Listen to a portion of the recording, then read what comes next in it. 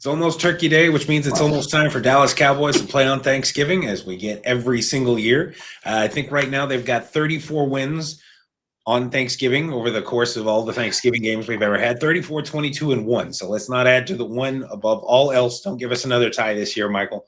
No. Yeah. This year you get to play against the Chiefs, who is kind of both the darling and hated. It's weird. They're almost like the AFC Cowboys, I feel like, in a lot of ways, where a lot of people, a lot of fans either love them or hate them. Yeah. So this will be fun to get into. You ready to do this thing?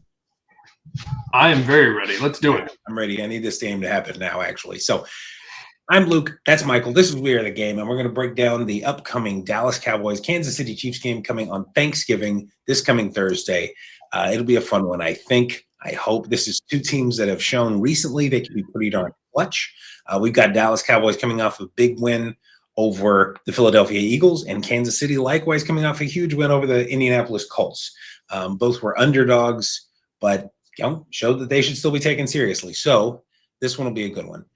First of all, tell me what Dallas needs to focus on in your mind to give them a real shot at winning this game. Well, I mean, we just saw Kansas come off, like Dallas's game they came off of, maybe considered a bigger upset just in terms of record. Mm-hmm. But, I mean, Indianapolis is a phenomenal team. And the Chiefs, when you look at time possession, they had 42 minutes of possession in that game. We cannot allow Patrick Mahomes to hold the ball for 42 minutes. It's a recipe for utter disaster, which is what happened to the Colts. So, and even, to be fair, it was a close game. It's not like they got run over, but we cannot just sit there and let him hold the ball. So that's going to be a big thing. Is we've got to be able to move the ball, whether that's and I think we need to stay balanced. Even if, like what happened to us in the Eagles, we get down in the beginning, we cannot become one-dimensional. We just don't work. Even with the two potentially best wide receiver combo in the nation, it just doesn't work that way. So I think that's going to be the key is when we have the ball, we have to make successful drives. We have to own a good chunk of the possession clock for the game. So that's kind of where I think things are. What do you think? Does that seem like a good place to start on that game? Yeah, I mean, time of possession is not the ultimate stat in the game, but you can't. That's too lopsided. That's kind of like the turnover battle. Is like you can lose the turnover battle and still win the game.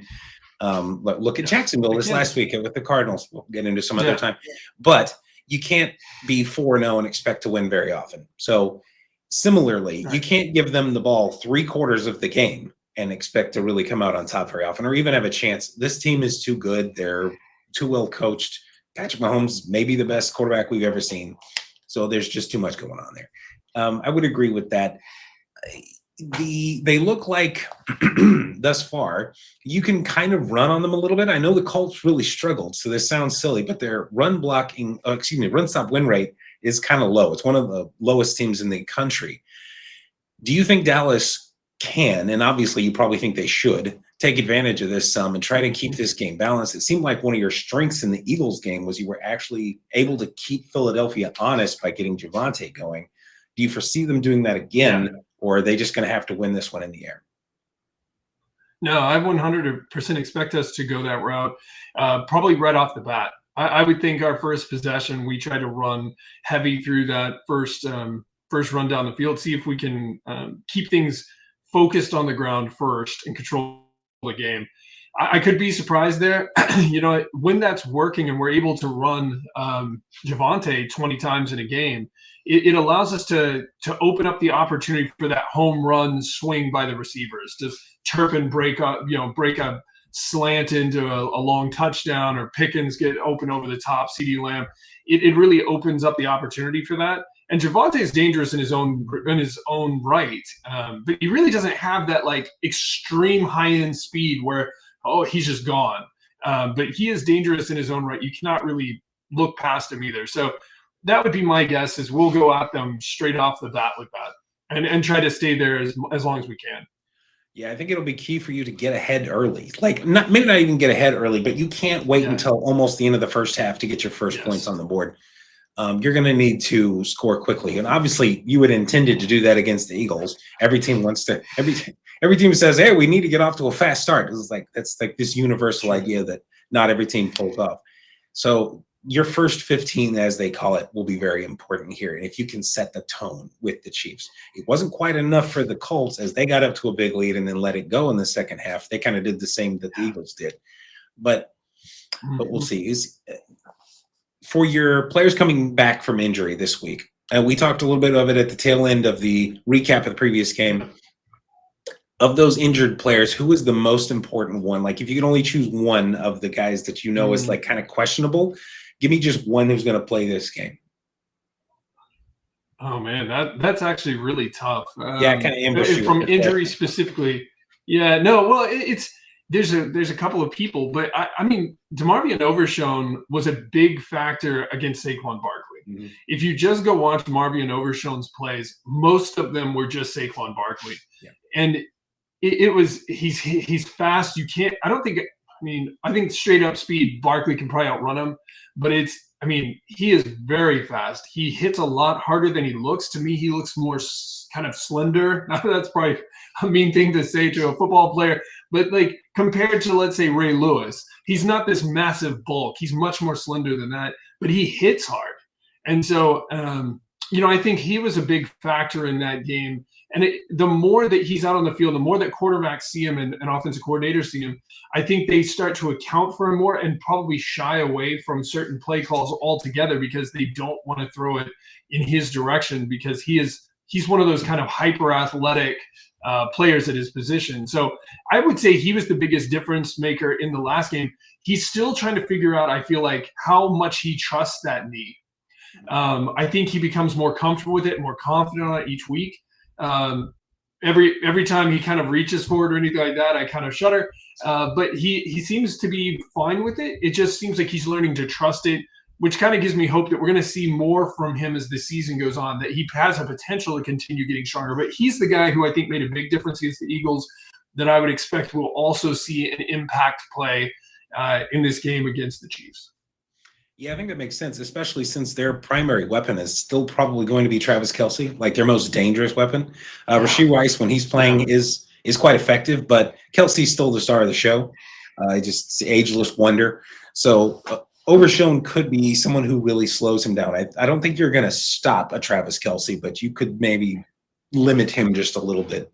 And if you can combine that with an improved pass rush that you've shown since the bye week, when you added Quinnen Williams, you got Overshown back, you got Logan Wilson. It seems like that could really set you up for success here if you can get those things to combine and get some pressure on Patrick Mahomes, because he is not unsackable. So if you can get after him, I think you could turn this game fairly quickly. I do certainly hope that you don't, like, there's that scenario that we both hate where it's you get up kind of big, like 21-7 or something like that, and you take your foot off the gas. I don't really want to see that against many teams at all. And the Chiefs may be the last team in the country that I want to see anyone do that to. So we'll see what they can do there. Give me do you actually have the Cowboys winning this game? And how do you think, is this going to be low scoring? You think we're back to shootouts?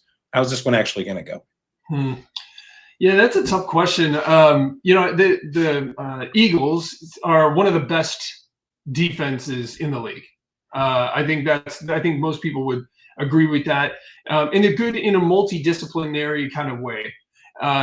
They're not just, they're just good against the run, they're good against the pass. They're good overall.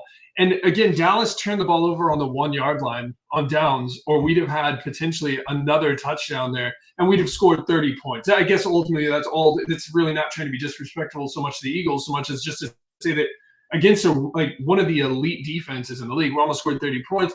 The Chiefs are a good team, like you've pointed out already in the conversation. Like, they're very good. They're well coached. They don't beat themselves a lot. And I would expect that. But yeah, I kind of feel like we should be scoring 24, 30 points against the Chiefs. Not any disrespect to them, but they have, I think, a little bit more gap in their defense than the Eagles. I don't think they're as solid all around. I think it's really that whole thing about we can't beat ourselves, because again, we were one Turpin fumble away from that game being potentially even more out of control than, it wasn't out of control, it was a 3-point game, but it could have been, I think, very easily. We just need to not beat ourselves, because we almost did that with the Eagles.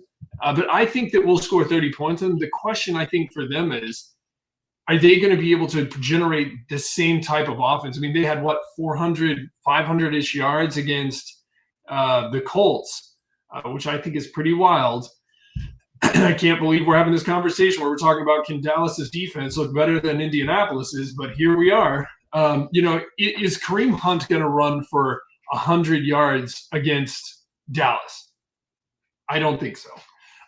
Is Rashid Rice? Now, Rashid Rice may get 140 yards receiving, to be fair. Travis Kelce might as well, but we'll see. I mean, I have hope here for these things, where before I was very concerned about how we were going about this.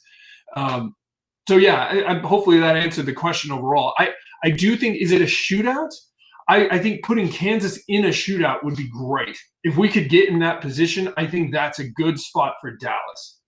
If we can't, then I think we're going to be in a bit of a challenging place. I think I'll be sweating until the end of the game. Yeah, I think even if we're up, like, let's say 24-4 or 24-14, I would still be sweating in the fourth quarter. 24-4 would be the craziest scoregami I've ever heard of. But yeah, that makes sense. As soon as I said it, I was like, this is like, but if it happens, take a picture. So that makes sense. I think one thing you have again done much better since the bye, since you added Quinnen Williams and others, than the Colts, is your pass rush has really gotten an uptick. Like, it has really excelled. And the Colts, all the things they do well, they have one of the worst pass rushes in the NFL. They get sacks off of blitzes and things like that.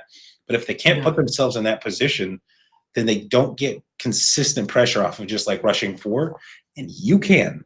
So we'll see how that compares. It'll be a very different matchup for the Chiefs to face you than when they faced the Colts.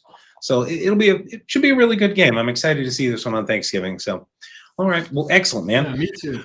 Well, then let's wrap this up. Thanks, everyone, for joining us. This is, We Are the Game, and we're trying to get to 200 subscribers. And so we really appreciate everyone who's already subscribed and given us comments and things like that. We hope that more will join us, and we'll get to kind of grow this thing a bit. So if you wouldn't mind giving us a like and a subscribe down below, tell us how we're wrong. If you're a Chiefs fan, go Swifties and all that noise. Have you fun. So I hope that you have a great Thanksgiving and an even better day today.